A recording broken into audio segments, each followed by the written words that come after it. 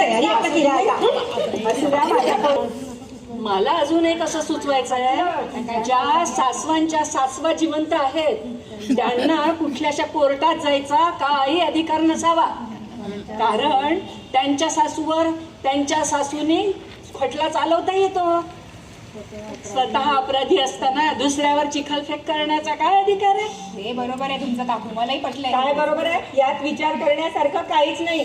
स्त्री एकदा सासू झाली की तिला या court of mother in laws मध्ये येण्याचा पूर्ण अधिकार आहे. हो पार्वतीबाई, काही काय म्हणता? तुमच्या सासूबाई जे म्हणतायत ना ते अगदी बरोबर आहे काकू, मला पटतंय. तुमच्या सासूबाई मेल्या म्हणून म्हटलं. हो, काय बोलता?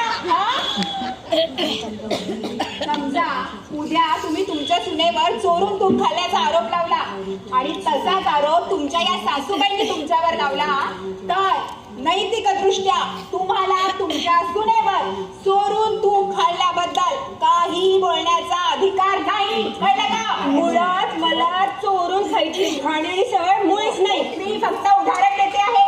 उदाहरण द्यायचं तर स्वतःच द्या ना. मला माहिती आहे याच रात्री 2 वाजता उठून बाळंतिणीसाठी केलेले डिंकाचे लाडू चोरून खातात. तुमच्या सुनेनेच सांगितलं मला. आणि मला सुनेने सांगितलं मी डिंकाचे लाडू खाईल नाही तर बेसनाचे लाडू खाईल. तुमच्या बापाचं काय जातं हो? तुमच्या सुनेला इतका छळता मला माहितीये. तिला तुम्ही खूप छळता. तुमची सून माझी दूरची भाजी आहे. तिने मला सांगितलं तुम्ही खूप त्रास देता. बाई कशी पोरगी अतिशय सोशिक आहे हो. पण या बाईने तिला बाळणपणात साध्या आईवरचं लाडू सुद्धा खाऊ घातली नाही. अशी बाई आहे ही लबाड. तुम्हाला काय हो माझ्या घरच्या नसत्या उठा ठेवी? हो, चांगलं साजूक तूप डब्बा भर साजूक तूप खाऊ घातलंय तिला. तुमच्यासारखं नाही नवऱ्याला डालडा तूप आणि साखर खाऊ घालत नाही मी. सगळे नवऱ्याचे हे हाल करते तर सुनेचं काय करते ते? अरे शांत बसा, शांत बसा. मुख्य अतिथीच्या नात्याने मी शांत बसण्याची विनंती करते. शांत बसा. भांडता कशाला म्हणजे काय? शांत बसा. भांडता कशाला म्हणजे काय? तत्वाचा मुद्दा आहे हा. हो अतिथीबाई, माझ्या मुद्द्याचं काय झालं सांगा. अहो तुमच्याच मुद्द्यामुळे हे वातावरण मुद्द्यावर आलंय. तुमचा मुद्दा मुळीच मंजूर करता येणार नाही. हे पहा पार्वतीबाई, तुम्ही मुद्दा मंजूर करा नाहीतर सरळ राजीनामा द्या.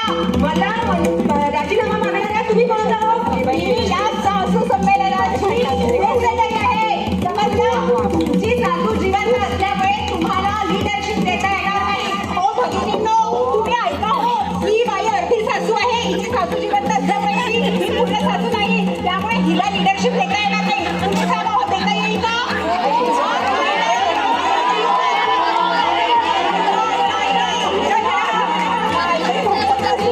आणि मला सासू नसल्यामुळे मी पूर्ण सासू आहे. त्यामुळे ही लीडरशिप मला मिळायला पाहिजे.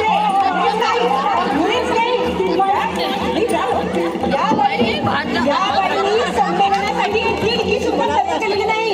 सगळा पैसा मी खर्च केला. मी दुसऱ्या पैसा मीच होणार. मीच देणार. काय होतं हो पैसा?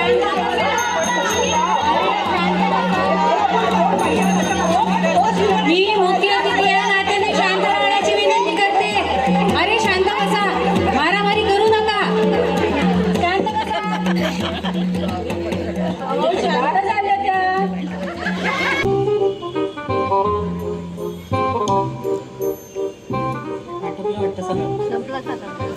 स्टार्ट. मी तुम्हाला सांगितलं.